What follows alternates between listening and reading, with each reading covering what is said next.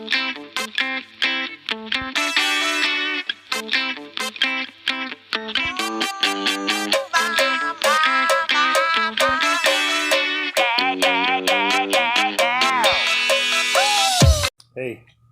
you want to tell everybody what that's going to be? But not Mom. Don't tell Mom. Okay. Remember? Yeah. That's going to be the duck pond. Yeah. The construction of this pond is actually going to be made out of concrete. We're going to go about 2 inches thick on it, 1.5 inches, 2 inches. And this is just forms. Pretty straightforward on this form job. It's just a couple of 2x10s nailed together temporarily. But there is some tricky stuff that we want to take into consideration. Because concrete will not retain the water indefinitely, and obviously 2x10s won't, we need another solution. My solution is to put a pond liner on the inside of this after we pour the concrete so none of the water can escape. Back on this wall we have studs and things that we can screw in the pond liner to attach it that way. After we pour the concrete, however, concrete's a little less forgiving on screwing it into. You can't just take a screw gun and screw some screws through it. I have a hammer drill, we can do it that way, but the problem is because of how thin this is all going to be, I don't want to crack it. I don't want to risk cracking it. So here's my solution.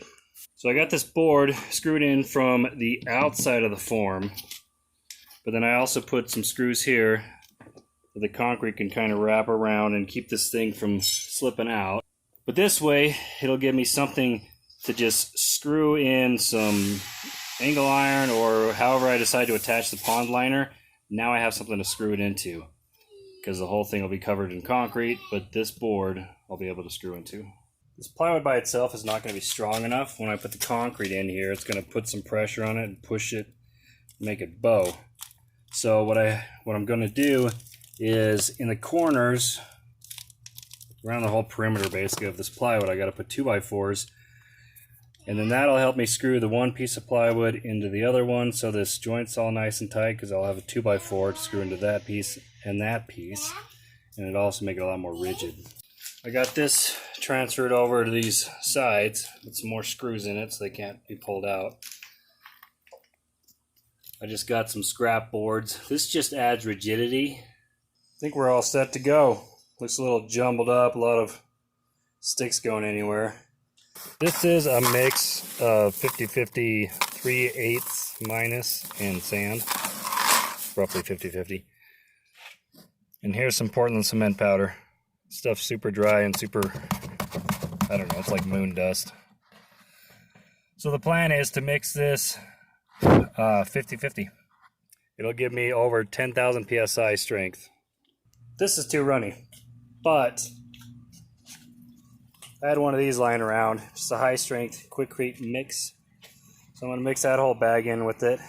That's better. A little lumpy still, got to mix some more. You can see it's not, it's all runny right there and lumpy right there, but this is probably about a 4-inch slump by the time I get done mixing it, which is about what you want it.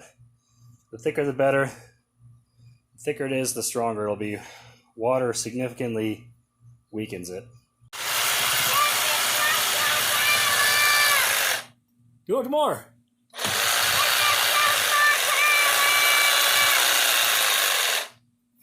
Good job. That was just for power. Yep. Well, it's all in the forms. And as you might imagine, it's a little tricky to get concrete into a little 1.5 inch wide form. So I made a mess. So I have to clean that up. The top's flat. The water's coming up to the surface as it tends to do with concrete. So now we just have to let it sit basically. I'll probably run a trowel over the top a little bit, kind of smoothing that out a bit, but otherwise, just sit and wait for a few days and we can strip the forms.